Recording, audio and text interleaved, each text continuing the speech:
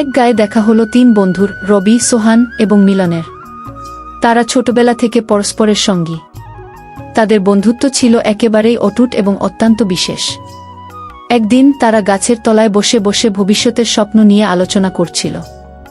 রবি বলল, আমি বড় হয়ে একজন বিজ্ঞানী হতে চাই। আমি নতুন নতুন আবিষ্কার করব। সোহান বলল, আমি চাই একজন শিক্ষক হতে, যাতে আগামী প্রজন্মের সঙ্গে জ্ঞান শেয়ার করতে পারি। মিলন কিছুক্ষণ ভাবল এবং বলল, আমার স্বপ্ন হলো একজন সফল ব্যবসায়ী হওয়া। আমি চাই আমার ব্যবসার মাধ্যমে মানুষের জীবন বদলে দিতে। তারা নিজেদের স্বপ্ন নিয়ে অনেক আলোচনা করল এবং একে অপরকে উৎসাহিত করল।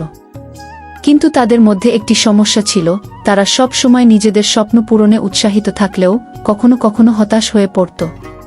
একদিন তারা আবার গাছের তলায় বসে ভাবছিল। রবি বলল, আমি আমার আবিষ্কারের জন্য বিস্তারিত গবেষণা শুরু করেছি, কিন্তু ফল কিছুই পাচ্ছি না। সোহান বলল, আমি পড়াশোনায় দুর্বল হয়ে যাচ্ছি। পরীক্ষার কথা ভাবতেই ভয় লাগে। মিলন হালকা হাসি দিয়ে বলল, আমি ব্যবসার প্ল্যান বানাতে চেষ্টা করছি, কিন্তু দক্ষতা এবং টাকা দুটোই কম। তখন রবি, সোহান ও মিলন একত্রে সিদ্ধান্ত নিল, প্রত্যেকে একজন অন্যজনের সাহায্য করবে। তারা নিজেদের প্রতিটি স্বপ্নের জন্য একে অপরকে সমস্যা সমাধানে সহযোগিতা করবে। কিছুদিন পরে তারা একে অপরের কাছে নতুন দৃষ্টিভঙ্গি অর্জন করল। রবি ছাত্রদের সঙ্গে বিজ্ঞান সম্পর্কে কথা বলার জন্য সোহানকে শিখিয়ে দিল। সোহান রবি ও মিলনকে টেস্টের জন্য প্রস্তুতি নিতে উৎসাহিত করল। মিলন তাদের দুজনকে ব্যবসার জন্য বিভিন্ন কৌশল এবং পরিকল্পনা সম্পর্কে শিখাল। মিলনের উদ্যোগী চিন্তাধারার জন্য তাদের পরিকল্পনা আরও বড় হয়ে গেল।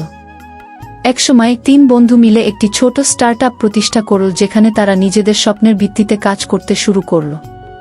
তাদের বন্ধুত্বের মাধ্যমে তারা শিখল যে একসঙ্গে কাজ করলেই বিপদ এবং হতাশার মেঘ দূর হয়। এভাবে তিন বন্ধু নিজেদের স্বপ্ন পূরণ করতে সক্ষম হল এবং তাদের বন্ধুত্ব আরও দৃঢ় হল। তারা বুঝতে পারল, বন্ধুত্বের শক্তি কখনো কিছুই অসম্ভব করে না।